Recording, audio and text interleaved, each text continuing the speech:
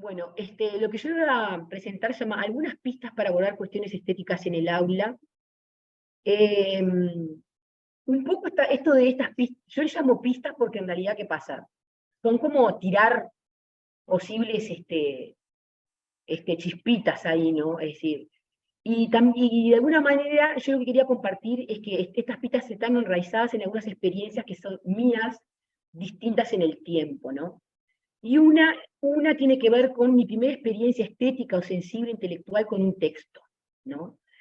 Es decir, como un modo de encuentro con el mundo, con los objetos, fenómenos y situaciones, ya sean naturales o creados por el ser humano, que producen en quien los experimenta una especie como de placer, un conjunto de emociones, ¿no? O que traté de buscar una manera. Y les voy a contar lo que me pasó a mí. Yo estudiaba libre filosofía, semilibre en Paysandú.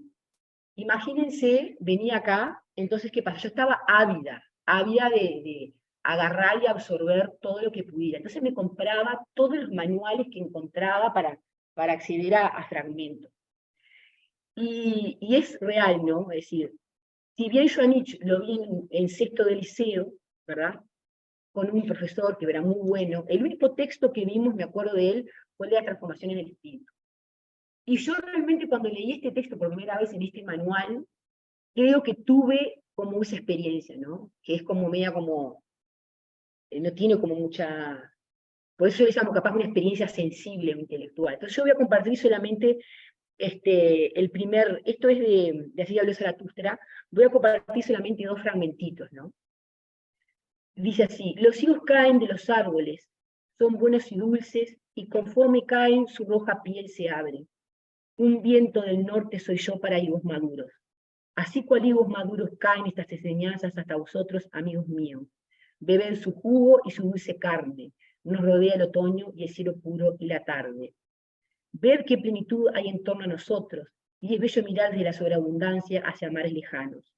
Sigue, ¿no? Que en otro tiempo decíamos Dios, y hay una parte que también me gustaba mucho, que decía: de tiempo y de venir es de lo que deben hablar los mejores símbolos. Una alabanza deben ser y una justificación de todo lo perecedero. Crear es la gran redención del sufrimiento, así es como se vuelve ligera la vida. Mas para que el Creador existan, son necesarios sufrimientos y muchas transformaciones. Sí, muchas amargas muertes tiene que haber en nuestra vida, creadores. De este modo, sois defensores y justificadores de todo lo perecedero. Y me acuerdo que esto tiene que, después yo lo voy a conectar con algo de la exposición, ¿tá? Pero se las dejo ahí, ¿no? Entonces, esa es una experiencia que motivó un poco lo que quiero compartir. Por otro lado, me acuerdo que cuando vine a Lipa, estaba Delio dando clases, e hizo un análisis exhaustivo de la carta séptima de Platón. Y en la carta séptima de Platón, yo me acuerdo que hice, ¿viste? Fue también como una cosa, ¿no? En la carta séptima de Platón, ¿verdad? El señor Platón, que escribió no sé cuánto, ¿verdad? Termina de alguna manera casi como reconociendo lo inefable del lenguaje, ¿no? Es decir, y yo me acuerdo que yo me vi en ese momento estudiando, me sentí como conmovida, ¿no? Como diciendo, bueno, pero pareciera, a mí es un lenguaje escrito, ¿no? Como que estuviera negando, ¿no? Todo lo que había hecho, ¿no? En una famosa carta que envió Siracusa, no me acuerdo a quién, ¿no? Pero tengo clara también cómo me movilizó esa experiencia, ¿no? En que Platón de alguna manera pusiera en tela de juicio, ¿verdad? La capacidad del lenguaje para expresar conocimiento, principalmente del lenguaje escrito, y hablaba de como una especie de frotamiento de las ideas, y había como una chispa, era casi una cuestión mística, en donde, no sé si tú compartís o sabés, viste algo de la carta séptima, o capaz estoy diciendo un disparate, pero yo me acuerdo de eso, ¿no? Como que había, como que marcando los límites del lenguaje, ¿no?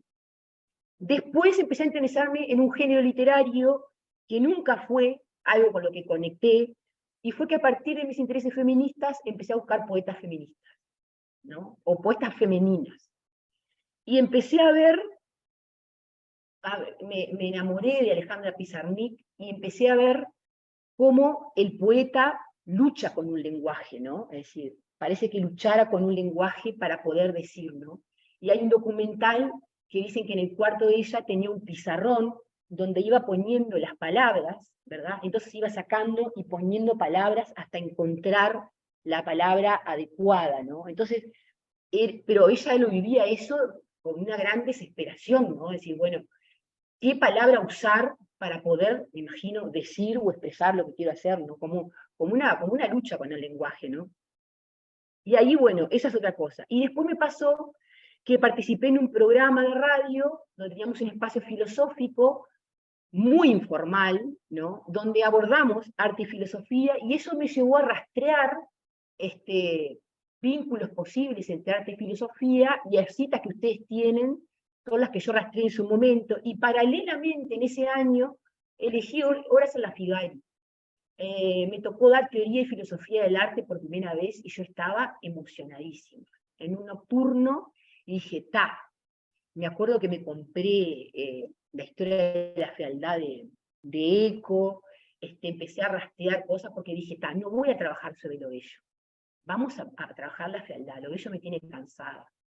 Entonces, bueno, y de un programa, por primera vez, que me generó este esfuerzo, ¿no? Hacia pensar un curso para gente que hacía dibujo y pintura, y que venía de tener un curso de filosofía no muy bueno, pero no yo siempre hago como un bueno, ¿cómo vivieron la filosofía? Y los tipos pobres venían de ver Kant, ¿entienden? Que yo me acuerdo que Kant lo leía envuelta en una frazada, al lado de una estufa halógena, de ojo apretado, así, ¿no? La estética, ¿verdad? Es decir, aquellos párrafos de la estética, de cómo era la crítica del juicio, tremendo, ¿no? Bueno, entonces, bueno, dicho todo esto, simplemente voy a compartir lo que hice en esa experiencia de curso. Lo que hice fue volver, conectar con ella, conectar con las experiencias anteriores, con lo que fue el programa de radio, y vi que tenía sentido poder compartirlo como una invitación a pensar. No hay nada resuelto, pero sí la intención de dejar ahí el aguijón para que cada uno de ustedes se aventure a hacer su propia exploración. Si bien tenía pensado en un inicio compartir 3 cuestiones, arte y filosofía, filósofo, filósofa, artista, ruptura con la presentación en el arte, y qué puede lo feo en el arte, eliminé la fealdad porque me gustaría profundizarlo más y lo voy a dejar para otra filona. Vamos a ver en qué nos da el tiempo. Entonces yo les cuento. Les voy a contar así, por ejemplo, el programa que armé, ¿no?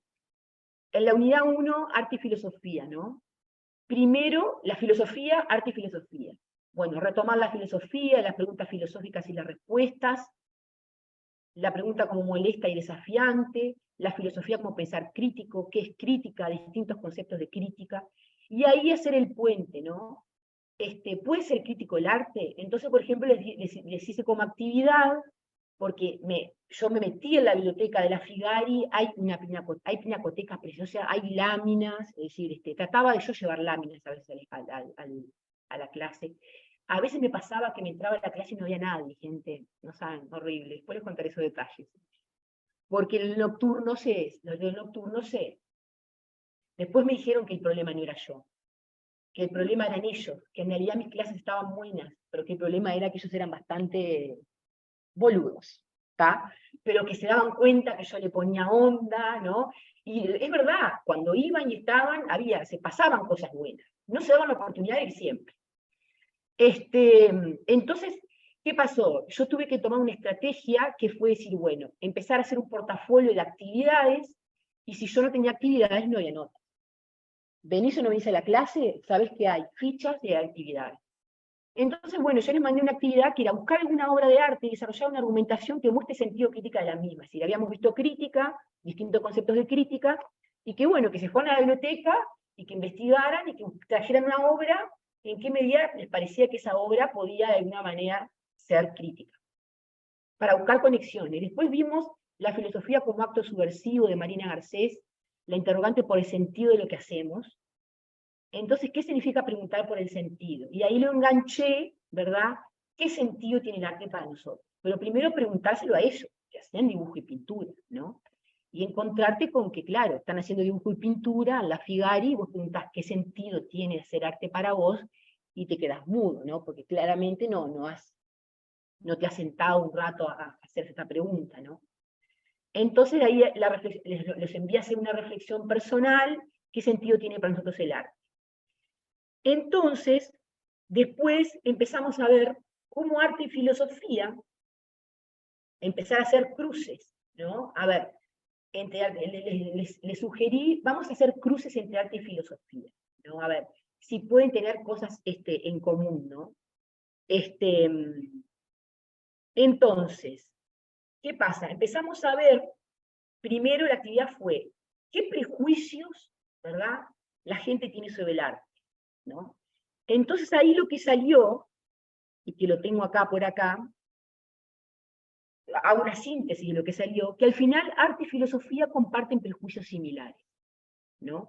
Que el arte no sirve para nada, que no es útil, que ser artista es algo que está más allá, como que tenés que ser un despegado, alguien especial, como que el filósofo y el artista son gente muy especial, que ser filósofo es algo guau, o que ser artista y filósofo son actividades destacadas, como que las tenemos como actividades idealizadas, ¿no? Así como el filósofo en el pedestal, el artista no sé dónde está, pero no está acá abajo, ¿no? Y que son gente que tiene tiempo y que de ello no se puede vivir. En fin, es decir, son actividades improductivas y que cargamos con el cuestionamiento de la utilidad y parece que tenemos que dar respuestas y tener que justificarnos continuamente. Eso es un poco a lo que llegamos, que al final padecíamos la filosofía del arte de los mismos prejuicios.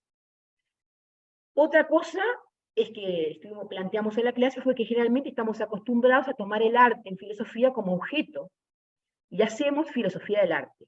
El filósofo desde de afuera observa, mira el arte, pero no está involucrado, es un espectador que reflexiona en otro nivel sobre cuestiones que atañen al arte y temas afines.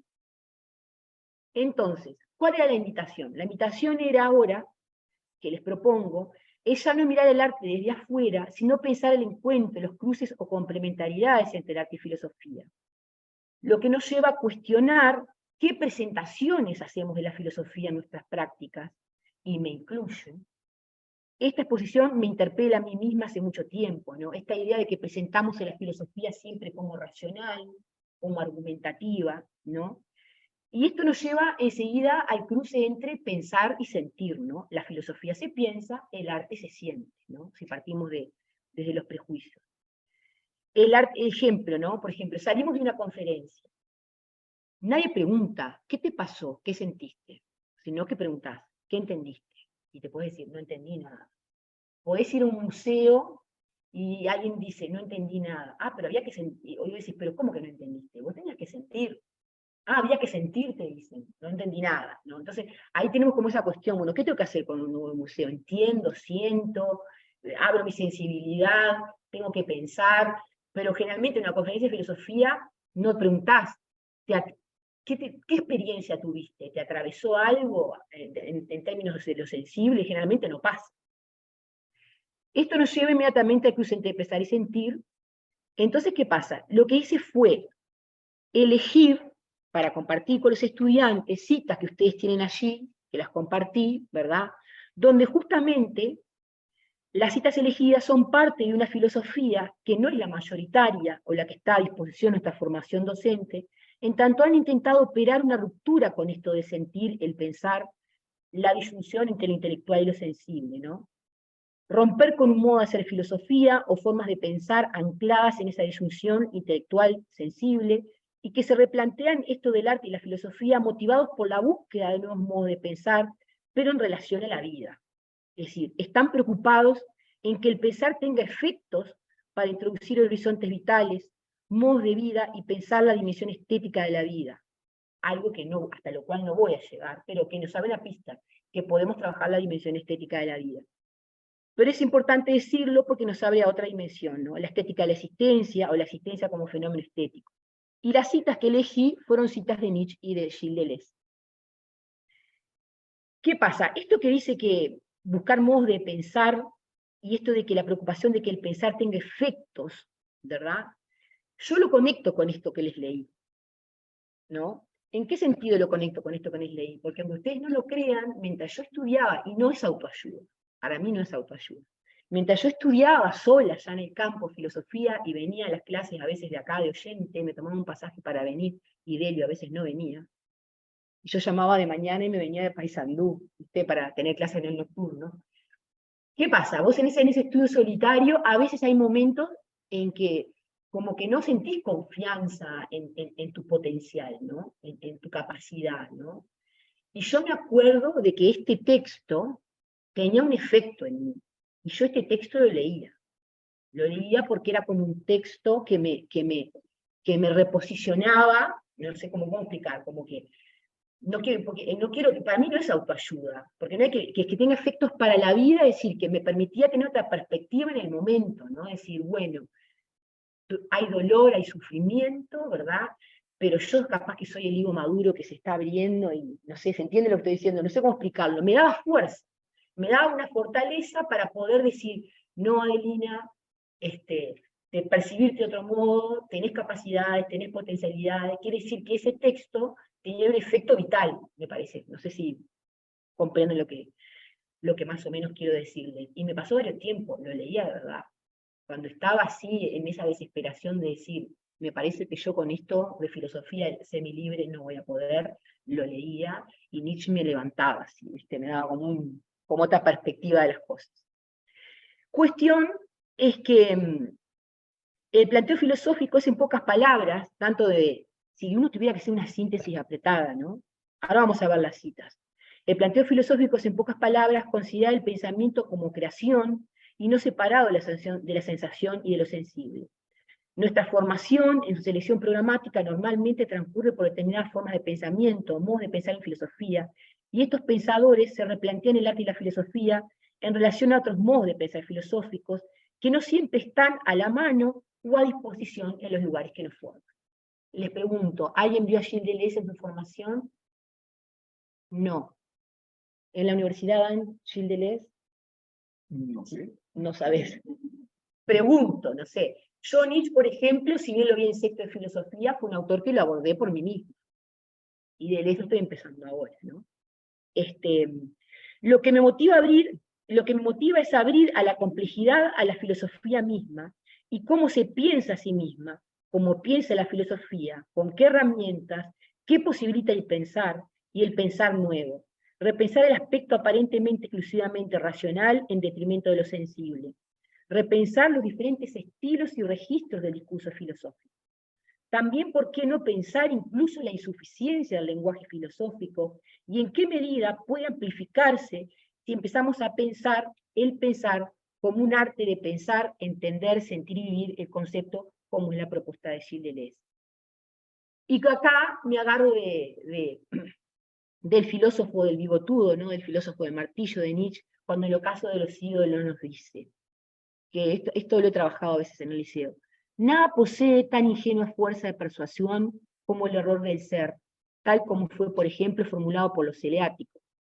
Tiene en su favor cada palabra, cada periodo que pronunciamos.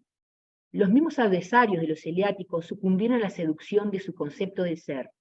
Demócrito, entre otros, cuando encontró su átomo. La razón en el lenguaje. Oh, qué vieja hembra engañadora. Yo creo que no nos vamos a desembarazar de Dios porque creemos aún en la gramática, ¿no? Es decir, seguimos con, ¿qué pasa? El lenguaje escrito, el concepto, de alguna manera, parece ser la herramienta exclusiva del filosofar, ¿no? Entonces yo me pregunto, si nos apoyamos en Nietzsche y vemos que son ficciones, creamos ficciones, ¿no es entonces también hacer arte? Es decir, si el lenguaje es ficción y creamos ficciones cuando creamos conceptos, ¿no estamos haciendo arte? Dijo la pregunta, ¿no? Entonces, bueno, vamos a las citas, ¿no? ¿Qué pasa? La primera cita, si uno ve, es bastante fuerte, ¿no? Dice, el arte tiene más valor que la verdad, dice Nietzsche. Después dice, la existencia no resulta siempre soportable como un fenómeno estético, y a través del arte se nos han dado ojos y manos, y ante todo la buena conciencia, para poder hacernos a nosotros mismos un fenómeno estético. Después dice Nietzsche, esto está tomado de un póstumo, dice, miren lo que dice, en lo fundamental doy más razón a los artistas que a todos los filósofos que han existido hasta ahora. Los artistas no han perdido la pista en qué transcurre la vida. Han amado las cosas de este mundo, han amado los sentidos. Tratar de desvalorizar los sentidos me parece una incomprensión o una enfermedad o un tratamiento curativo, cuando no una hipocresía o un autoengaño. Yo deseo para mí mismo y para todos los que vienen o deberían vivir sin las angustias de su conciencia puritana, una espiritualización y un despliegue cada vez más rico de sus sentidos. Las voy a leer todas y después voy a comentar. Dice cuando llegué a este libro, que no lo leí todo, pues yo soy muy caótica leyendo, soy caótica, Proust y los signos de Deleuze, dice, una obra de arte vale más que una obra filosófica. Escucha, dije yo. Porque lo que está oculto en el signo es más profundo que todas las significaciones explícitas. Lo que nos violenta es más rico que todos los frutos de nuestra buena voluntad o de nuestro trabajo atento, y más importante que el pensamiento es que da que pensar. La inteligencia no acierta por sí misma en todas sus formas, y solo llegamos con ella a verdades abstractas, convencionales, que no tienen otro valor que el de posible. Después, en Dos regímenes de locos, nos dice, la filosofía es el arte de inventar los propios conceptos, de crear nuevos conceptos de los cuales tenemos necesidad para pensar nuestro mundo y nuestra vida. Desde este punto de vista, los conceptos vienen como los adjetiva, velocidades, lentitudes, movimientos, dinámicas que se extienden o se contraen a través del texto. Ellos nos remiten a personajes, no remiten a personajes, sino que son ellos los propios personajes rítmicos que se complementan o se separan, se confrontan y se estrechan como luchadores o como enamorados. La otra dice así, esto hace que el arte sea una de las formas de construir nuevos modos de vida, donde el pensamiento toma fuerza inactual e introduce una apertura sensible jamás percibida, donde pensar deviene una experiencia vital y sentir una variación del pensamiento. Por tanto, el arte como modo creativo de pensamiento es el poder que afirma la vida, simultáneamente como la vida es la fuerza activa del pensamiento. Se piensa, se siente, se vive, una tríada indiscernible de creación abierta al devenir. Y el arte abre esas zonas de indiscernibilidad que permite un devenir otro, constituyendo una intensidad, una variación más que una consolidación de entidades adheridas a la memoria. La conciencia, el juicio, todo lo que instaure una organización de poder. Se trata más bien de una vida anorgánica, compuesta de trayectos, devenires, fluctuaciones, que tejen un programa cartográfico extenso e intenso, tan solo poblado por multitudes efectuadas en la efímera transición de lo evanescente. El arte no tiene más interés que liberar espacios de vida para componer una topología dinámica de las multiplicidades, un interés, en definitiva, estético-político. Esto en realidad está sacado de un comentario de Deleuze, me equivoqué. Deleuze hace del arte no tanto una discusión sobre un objeto particular, vinculado tradicionalmente al orden estético, por acaso lo bello o lo sublime, sino un problema del pensamiento mismo, que es un poco el planteo, ¿no? Es decir, hacer ese cruce en el sentido de no ponernos como filósofos a filosofar sobre el arte, sino hacer del arte un problema del pensamiento mismo, ¿no? En directa relación con la vida, donde interesan más los efectos materiales que introducen nuevos horizontes vitales que las figuras posibles de una obra novedosa. En ese sentido, el arte es un modo particular de capturar fuerzas infinitas. La obra de arte es una producción de signos que efectúan la génesis sensible del pensamiento. Así el arte se presenta en la filosofía deleuziana como una expresión creativa del pensamiento, en tanto que es un modo de componer el caos desde el trazado de un plano de composición en el que se instauran bloques de sensaciones que perduran por efecto de ciertas figuras estéticas. Y acá Gilles Deleuze también nos dice, en conversaciones, nos dice, esto está bueno, estrictamente, me encanta esto, todo el mundo puede leer a Spinoza y extraer de su lectura emociones enormes, o renovar completamente su percepción, aunque comprenda mal los conceptos espinosistas. Inversamente, un historiador de la filosofía que solo comprendiera los conceptos de Spinoza tendría una comprensión insuficiente. Es decir, podríamos comprender muy bien los conceptos de Spinoza, pero él dice que es insuficiente, ¿no? Se precisan dos alas, como diría Jasper, aunque solo fuera para llevarnos a todos, filósofos y no filósofos, hasta un límite común. Y dice, las tres alas son necesarias para construir un estilo, un pájaro de fuego. Se las dejo ahí, un pájaro de fuego. Y después, también ahí en el diálogo con Claire Bernat, él cita un poema de Dylan y en un momento dice, como profesor me gustaría dar las clases como Dylan, que más que un autor es un asombroso productor. Organiza una canción, empezar como él de golpe, con ese arte de tener previsto cada detalle, y sin embargo que parezca improvisado. Ni métodos, ni reglas, ni recetas, tan solo en larga preparación. Y yo digo, qué hermosa cita, ¿no? Yo las leo si me provoca decir qué hermosa cita. Entonces, bueno, la actividad justamente inicial con los estudiantes fue de alguna manera que lanzar estas citas a la clase y ver qué pasaba, ¿no? De alguna manera ver, sin, al modo de, pues ¿qué pasa? Si yo me pongo a ver Nietzsche, ¿no? Y me pongo a ver Deleuze para después hacer esa conexión en un curso de pocas horas, yo dije, bueno, me experimento y me largo en estas citas a ver qué pasa, ¿no? De alguna manera, porque la verdad que en parte va en contra de algunos métodos que yo tengo. Por ejemplo, yo si veo Nietzsche, veo Platón, porque si no, no entienden con qué se pelea. Bien, entonces como que me parece que Nietzsche vos lo agarrás si vos entendés con qué tipo se pelea, ¿no? Y yo ahora no sabía con qué se iban a pelear, pero dije, tengo un curso corto, quiero ver cómo puedo hacer para que conecten con el curso y que vean que no voy a hablar ni de lo sublime, ni del juicio de no sé qué. Entonces dije, bueno, tiré estas citas a la clase. Y bueno, y ahí fuimos capaz haciendo ese trabajo que decía Platón, no sé, que había como, sigan chispas ahí que se iban dando, íbamos frotando conceptos, palabras, como en un momento dice la carta séptima, y por lo menos se producía en la clase un clima de reflexión, ¿bien? Ahora simplemente lo que voy a dar es como una muy breve explicación de qué es lo que estaba detrás de escena de todo esto, ¿no? Deleuze nos invita a concebir el concepto como vivo, animado, que nos atraviesa, que posibilita una experiencia, como lo opuesto a una naturaleza muerta en el arte, o las momias, como nos hablaba Nietzsche en el ocaso de los siglos, un texto que usa metafísica, ¿no? Cuando él dice que los filósofos no han tenido más que conceptos momias, ¿no? La momia está muerta, no tiene que no tiene vida, ¿verdad? O, por ejemplo, pensar en el contraste, ¿no? Además le dicen naturaleza muerta cuando pintan las naturalezas muertas, ¿no? ¿Verdad? Yo qué sé, en cambio capaz ves un cuadro de Van Gogh y el cuadro está como movimiento, ¿no? Está como vivo, ¿no? Es decir, ¿qué nos pasa con el concepto? ¿Cómo se conecta con la vida? ¿No? Entonces, ver incluso a mí no me queda claro tampoco, miren que a mí no me queda claro, yo de lo vengo tratando como de lo rondo, ahora tengo un grupo de lectura sobre Spinoza, ¿verdad?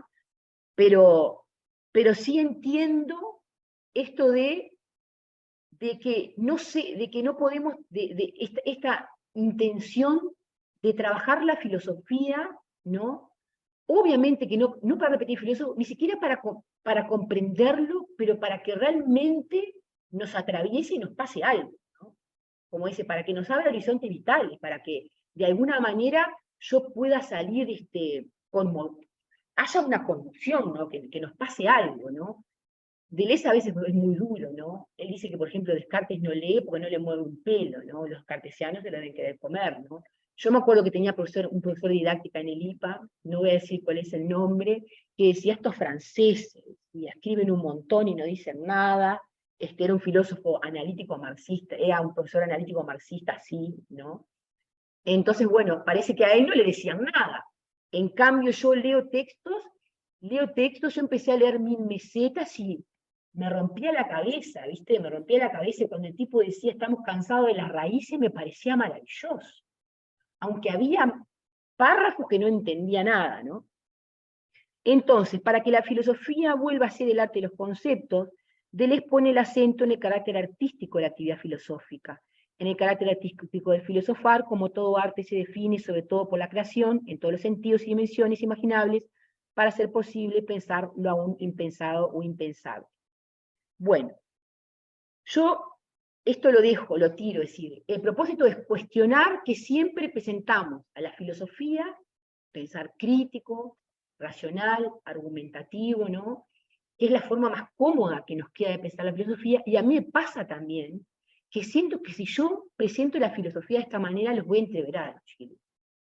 Como que primero tengo que hacer la presentación tradicional, y en todo caso, veo si me tiro al agua, es decir, esto me interpela a mí también, ¿no? Es decir, que siempre estamos presentando formas del pensar filosófico que no van por estas otras rupturas, ¿no? Para pensar diferente. Bueno, ahora voy a pasar rápidamente al otro, porque si no, no voy a explicar todo. Lo que sí quería hacer era lo siguiente: ¿dónde podemos trabajar esto? A mí se me ocurre que podemos trabajarlo al final de cuarto año. ¿Vieron la famosa unidad, si es que queda, la filosofía y nosotros, que es como un volver a pensar la filosofía después de todo un año? Se me ocurre que podríamos tratar de trabajarlo ahí, una vez que ya hicimos toda la introducción, yo le llamo aproximación a la filosofía, o sería un buen momento retomarlo en sexto, porque eso ya pasaron por cuarto, por quinto, y por qué no capaz plantear otra forma de entender la filosofía, porque la filosofía no es una, y poder plantear este modo de entender la filosofía y el pensar filosófico. Entonces, voy a finalizar con dos citas hermosas que a mí me conmueven. Conmover alude a perturbar, inquietar, alterar, mover. Proviene del latín, que significa poner en movimiento, suscitar, impulsar, excitar o agitar. Hoy leer lo que me conmueve es lo que intelectualmente me place. Eso es lo que me pasa. Si tengo que volver a leer la Crítica del Juicio, discúlpenme, no la voy a leer. El viajero, este es de humano demasiado humano. Quien desee, aunque solo sea en cierta medida, llegar a la libertad de la razón, no tiene derecho durante largo tiempo a sentirse sobre la tierra más que como un viajero, y ni siquiera como un viajero es un objetivo final, pues no lo hay. Te propondrá, sin embargo, observar y tener los ojos abiertos para todo lo que suceda realmente en este mundo. Pero eso no puede ligar demasiado su corazón reciamente a nada en particular. Es preciso que haya siempre en él algo de viajero, que encuentre su placer en el camino y en el paisaje. Indudablemente este hombre pasará malas noches, en las que se sentirá cansado y encontrará cerradas las puertas de la ciudad, donde deberían ofrecerle un descanso. Puede ser además como en Oriente, que el desierto se extienda hasta su puerta, que las fieras aúllen tan pronto como tan lejos como cerca, que se levante un viento violento, que unos bandidos le roben sus acémilas. Tal vez entonces la noche espantosa descienda sobre él como un segundo desierto, y su corazón se sentirá cansado de viajar. Y Deleuze nos dice en Spinoza, Kant y Nietzsche: la filosofía ya no es más que el recuerdo de todas las razones que el hombre se ha dado para obedecer. El filósofo invoca el amor de la verdad, pero en verdad no daña a nadie. Aparece como una criatura bonachona y amiga de las comodidades, que da sin cesar a todos los poderes establecidos la seguridad de no causar a nadie la menor molestia. Bueno, después trabajé la ruptura con la... ¿Cómo estoy? Retarde. Después lo que hice fue trabajar la ruptura con la representación, ¿no? A ver si tienen allí. Entonces, ¿qué pasa? Generalmente, lo que vimos en el IPA, fue a Gombrich, ¿no? ¿Verdad? Sí, vemos a Gombrich, ¿verdad? Entonces, obviamente, yo no me podía dedicar a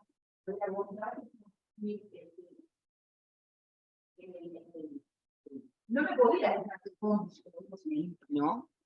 Entonces, ideé, ¿están bien los que están ahí? ¿Están bien los que están ahí? Sí. Los que están preparados, ¿sí? Sí, bárbaro. Se escucha bárbaro. Esperen que voy a compartir la pantalla de esa, para que vean ustedes la imagen. Acá. ¿Es para ver la imagen allí? Sí. Bien. O sea, se ve una ventana de... En realidad no se ve la imagen, no. Se ve el explorador de Windows. Pará. Exacto. Pero la imagen esta la ven. No, tenés que dejar de compartir y compartir de vuelta. Tengo que dejar de compartir y compartir de vuelta. Dejar de Sí. compartir, compartir de vuelta. Pará. Sí, ahí. Ahora voy al documento. A ver, claro. ¿No? No, estás compartiendo lo mismo. Sí, estás compartiendo Ayúdame el con esto. explorador. Y acá selecciona esto. Selecciono esto y ahora sí compartir. Pero dale. Ahí. Está compartiendo pantalla. Ahora sí, Ahora sí, sí. sí. ¿Ven un cuadro? Bien. Si bien yo voy a empezar acá a ver cómo trabajé la ruptura con la representación, les hago la previa. Resulta que cuando empezamos a ver el fin del arte, esta es la primera. El fin del arte. Yo busqué a mí me gusta mucho Magritte también, busqué esta imagen de Magritte. Entonces cuando empezamos la cuestión del arte, hicimos esta actividad. ¿Cuál sería la finalidad? La pregunta es, ¿no? ¿Cuál sería la finalidad del arte si este cuadro nos quisiera decir eso, ¿no? Es decir, si este cuadro quisiera decirnos algo sobre la finalidad del arte, ¿cuál sería la finalidad? Esa fue la pregunta con la que arrancamos. Entonces, bueno, ahí empieza a salir, ¿no? Bueno, que el arte lo que quiere hacer de alguna manera, ¿qué es? Según esta imagen. ¿Qué estaría insinuando? Representar el mundo. Representar el mundo, ahí va, el arte como una ventana a la realidad, como copia, ¿verdad? Pero ¿qué pasa? No arranqué con Gombrich, le llevé el cuadro, le llevé la imagen de Magritte, y empezamos a hacer la pregunta nosotros.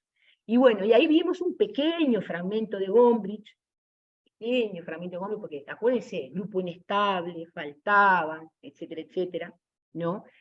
En donde de alguna manera nos dice que, bueno, en la antigüedad la conquista de la ilusión por el arte era un logro tan reciente como el comentario sobre la pintura y la escultura se centraban inevitablemente a la imitación, la mímesis. Bien, de verdad puede decirse que el progreso del arte encaminado a tal meta fue para el mundo antiguo lo que el progreso de la técnica es para el moderno el modelo del progreso. Y bueno, y ahí empezamos a ver, bueno, qué quiere hacer esto de ilusión, de generar la ilusión de realidad, como de Aristóteles, la imitación de naturaleza era el fin esencial, la mímesis, pero muy, no en una profundidad, ¿verdad? Es decir, era el nocturno y faltaban y había que conquistarlos, ¿verdad? Fuimos como haciendo, ¿vieron cómo va Ferreira cuando habla de que uno tiene un área, ¿no? Y puede empezar a cavar un pozo y profundizar, ¿vieron? Yo hice así como ideas a tener en cuenta, ir haciendo pocitos.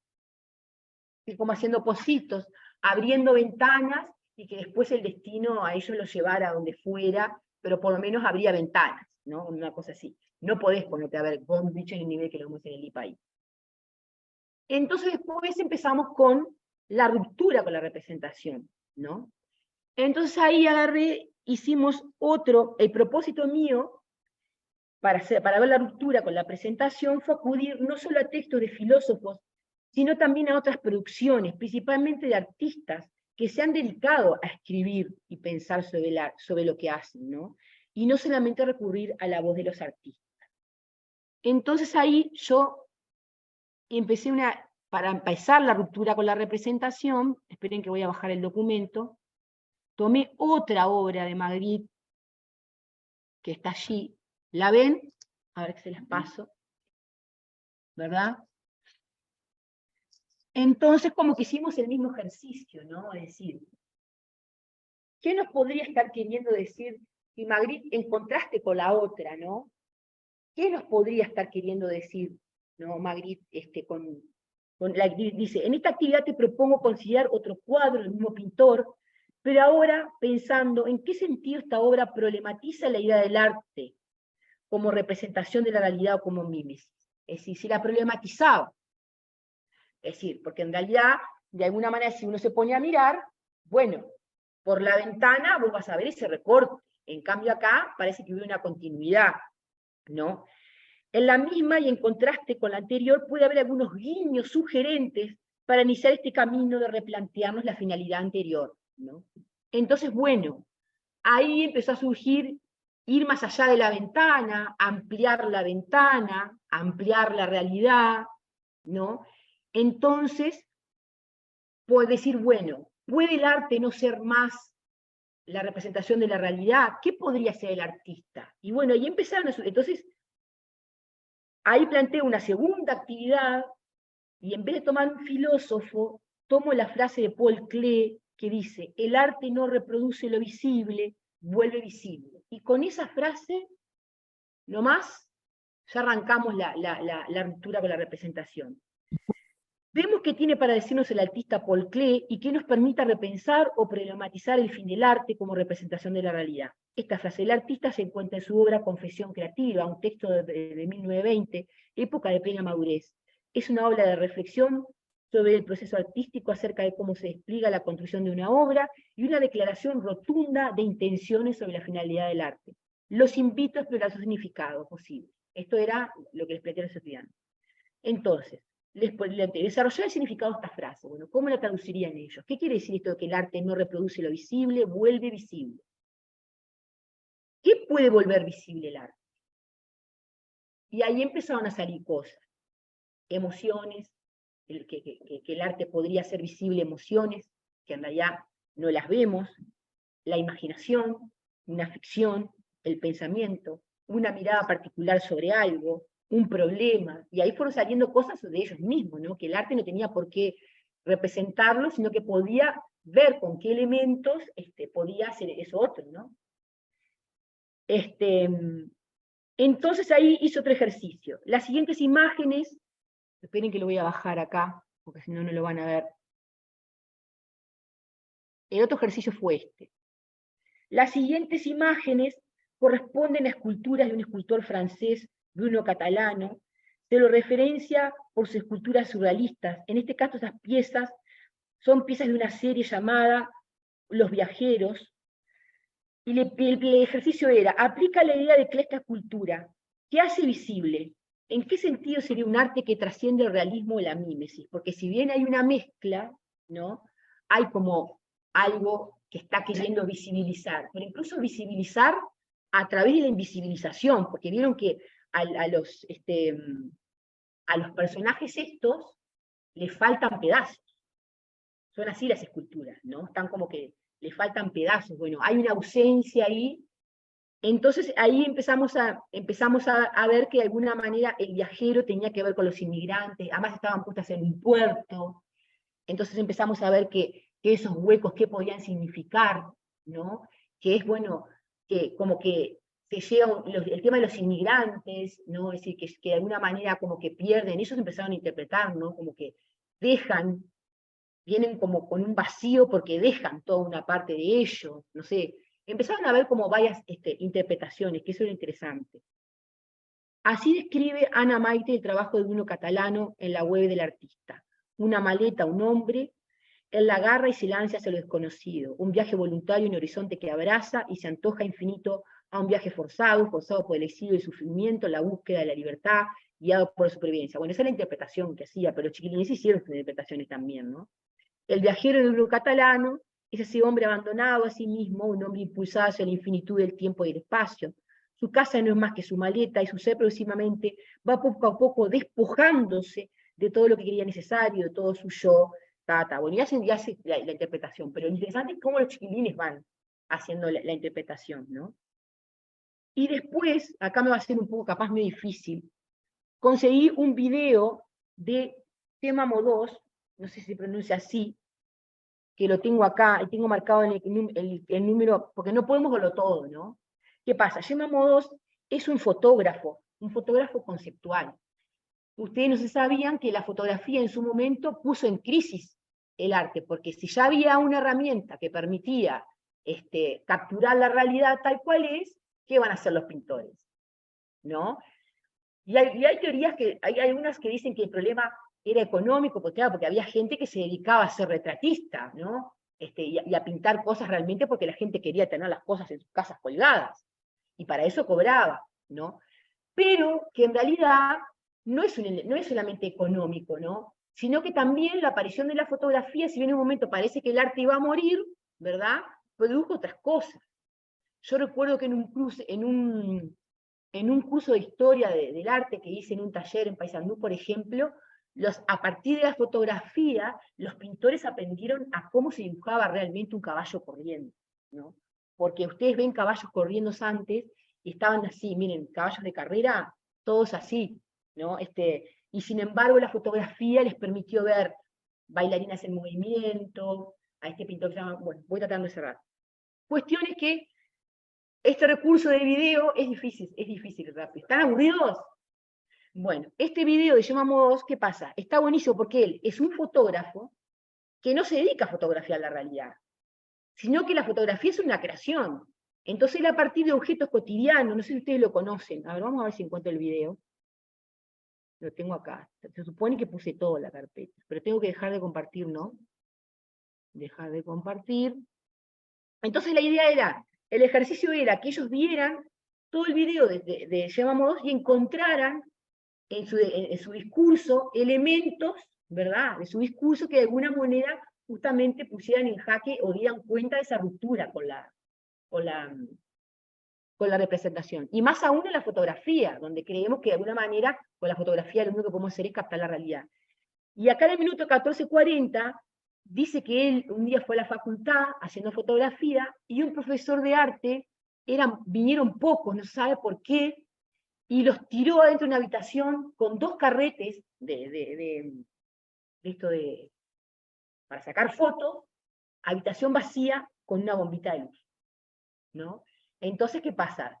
Claro, te enfrentas a la situación de decir, pero es imposible, ¿cómo voy a llenar 2 carretes, ¿verdad?, de fotografía en una habitación vacía, ¿no? Entonces está buenísimo como él cuenta que al final todos salieron con los carretes porque buscaron cosas, tuvieron que crear la foto, no simplemente tomarla de la realidad. Y hace cosas muy interesantes. Bueno, no lo vamos a ver porque nos va a llevar mucho tiempo, ¿está? Después, bueno, tenía que compartir para algunos comentarios de Paul Klee sobre el asunto, y bueno, lo de la fealdad lo vamos a dejar para otro momento. Pero era como un disparador. Espero que haya sido útil y que los involucre un poco en la cuestión de la estética. A mí, por lo menos, me encanta. Gracias. La idea era si querían hacer alguna pregunta, porque yo a las 4 me tengo que ir a una filmación, porque va a ser de extra. ¿Alguien quiere hacer alguna pregunta de acá o de los que están allí en el Zoom? ¿Quieren tirar algún tomate, alguna flor?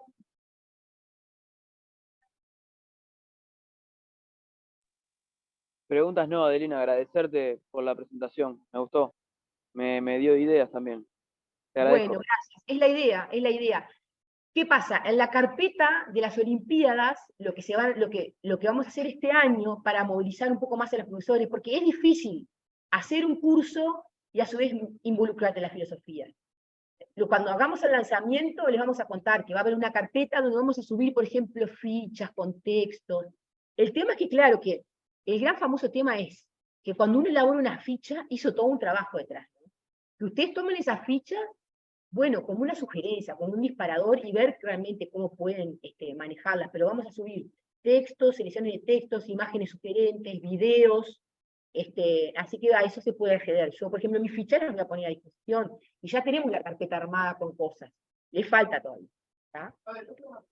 Sí. Hola. Lo bello no, el arte como representación. No, mímesis. Ah, no, porque yo... No, después lo que hice en el programa fue trabajar qué puede lo feo en el arte. Como generalmente pensamos arte y pensamos en la belleza, yo como soy peleadora, dije, no, vamos a hablar de lo feo, ¿no? ¿Y qué pasa? Me compré el libro de Eco, que por más que sea de historia, ¿qué pasa? ¿En qué sentido? Ahí hay muchos fragmentos, es decir, entré por los fragmentos. Hay fragmentos de filósofos, por ejemplo, de Adorno, ¿no? Que hablan sobre la fealdad en el arte, ¿no? ¿Qué puede la fealdad en el arte? Es decir, y encontré artículos, busqué artículos académicos que de alguna manera plantean si podemos pensar la fealdad por sí misma o siempre tiene que estar la belleza como contracara, ¿se entiende? O si puede la fealdad de alguna manera que no sea la belleza, porque hay más que lo bello en el mundo, ¿no? Es decir, ¿qué puede hacer la fealdad en el arte? Y por ejemplo, Adorno tiene su punto de vista, ¿no? Sobre eso. Entonces, bueno, trabajé algunos fragmentos, principalmente en las vanguardias, ¿no? ¿Qué puede provocar lo feo, ¿no? Es decir, lo grotesco, como elección, claro. Y te cuento una cosa que pasó. Había una estudiante, eso fue lindo que me pasó, que dibujaba caballos, ¿viste? ¿No? Yo veía los dibujos que hacían los chiquilines, ¿no? Y ella estaba muy desconforme cuando yo trabajaba toda la fealdad en el arte, porque ella decía, pero bastante fealdad hay en el mundo para que todavía hagamos cosas feas en el arte, ¿no?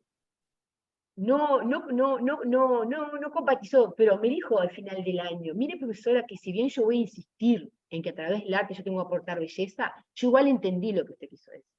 Me dijo, claro, como que ella eligió su postura, que no iba a seguir mostrando cosas feas en el arte, porque para ella el arte tenía que ayudarnos a través de la belleza, ¿verdad? Y que no estaba dispuesta a apostar a la fealdad. Y bueno, ¿qué vamos a hacer?